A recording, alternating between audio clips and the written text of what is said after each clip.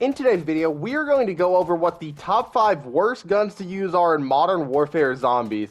So make sure you stay until the end of the video to know what guns you need to be avoiding in Modern Warfare Zombies.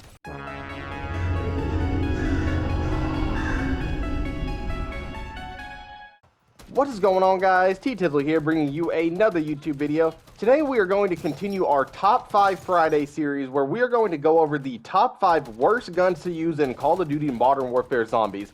Basically, every gun is going to be viable to an extent in this game just due to how the tiers are set up, but there are some guns that I just absolutely despise and will never touch again in Modern Warfare Zombies. I do want to caveat before jumping into the top 5 that I am not going to be using multiple weapons from each weapon class, because if I were to do that, we would only see launchers and snipers on the list, which is pretty boring. So instead, we are going to include a max of 1 weapon per weapon class to keep the video more entertaining. If you guys find this video useful or entertaining, please consider liking the video, leaving a comment down below, and hitting that subscribe button because it really helps the channel out. And with that, let's go ahead and hop right into the video. Coming in at the number 5 spot is going to be the Sidewinder. The Sidewinder is by far my least favorite battle rifle in the game, and overall my least favorite gun in multiplayer due to how terrible this gun is. This gun has terrible mobility, terrible fire rate, terrible recoil control, and it even has a terrible name. The only good thing about this gun is that it does have pretty good damage output, but that is completely irrelevant when the gun is kicking to the moon and shooting 1 bullet per second. Using this gun is a lot like being a Dallas Cowboys fan. You just hope that every time you upgrade it, it's going to get better, but in the end, it is just always going to let you down. I absolutely despise this gun, and because of how bad it has earned itself the number 5 spot on this list. Coming in at the number 4 spot is going to be the COR-45.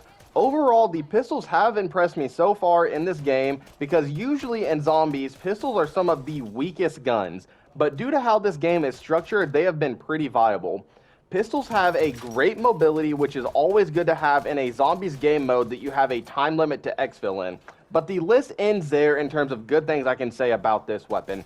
This pistol has a fire rate cap, meaning you can't shoot it as quick as you want. It has very low damage, which makes it terrible at taking out big groups of zombies, and this gun is like shooting marshmallows when you're trying to take down big game bounties in the higher threat zones because it does absolutely no damage. The best way to describe this gun is that it is just incredibly underwhelming as compared to the other pistols. The Renetti is an amazing 3-round burst with better damage and the same mobility. The TYR is one of, if not the best guns in the game, and the Stinger is pretty bad, but at least it is automatic, not limiting how quick you can shoot the gun. So due to how much this gun underperforms as compared to the other pistols, it has earned itself a number 4 spot on this list. Coming in at the number 3 spot is going to be the KV Inhibitor. Not only is this gun terrible in multiplayer, it is absolutely horrendous in zombies. You would think that since it isn't a bolt action, it would be one of the better snipers, but you would be wrong. This gun has terrible damage unless you get a headshot, one of the worst mobilities for a sniper, and a terrible fire rate. At least when you use the longbow and pack-a-punch it, it gets a massive damage buff and turns the gun automatic. When you pack-a-punch this gun, absolutely nothing happens. Maybe it gets a slight damage buff, but that's it. You are better off dropping this weapon and running with your fist in the higher threat zones because your fists are a more viable option than using this terrible sniper. At least with your fist, you have one good benefit of fast mobility. The KV Inhibitor brings nothing good to the table, and you basically guarantee yourself going down if you try to use this gun in Tier 3. So unless you want to have a terrible experience, I would recommend any other sniper in the game, which is why this gun earned itself a number 3 spot on this list. Coming in at the number 2 spot is going to be the KVD Enforcer. If you thought the KV Inhibitor was bad, try using the KVD Enforcer and surviving for an extended period of time. These guns have almost identical stats, except the KVD Enforcer has even worse damage. For this weapon, I have absolutely nothing good to say about it. There is not a single thing this gun does good in this game. Do you want to take out a large group of zombies? Good luck. With a terrible fire rate and terrible damage, you are going to go down. Are you being swarmed by a group of fast sprinters and want to escape?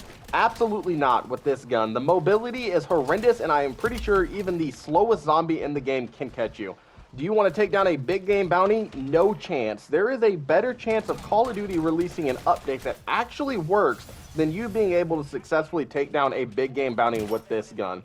This gun is just absolutely horrible, so unless you are going for camos, I would stay away from this gun at all costs.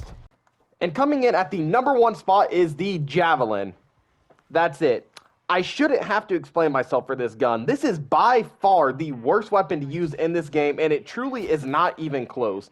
This gun is good at one thing and one thing only. It is good at making sure you go down and must use a self-revive.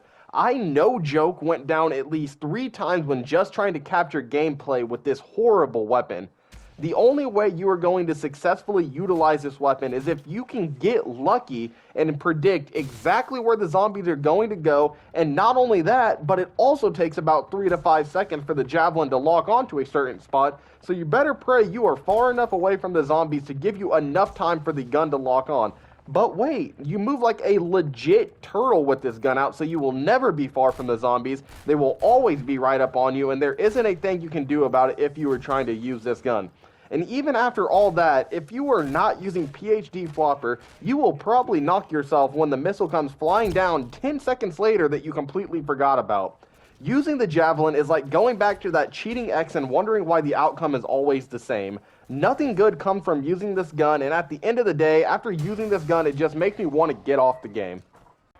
And that is going to do it for the video, guys. If you found this video useful or entertaining, please consider dropping a like. And if you feel like I had left a gun off the list, let me know down below in the comments. And if you guys want to check out my latest top 5, which is the top 5 contracts to do to obtain more schematics, make sure you check out the video in the description. And with that, I will catch you all in the next one.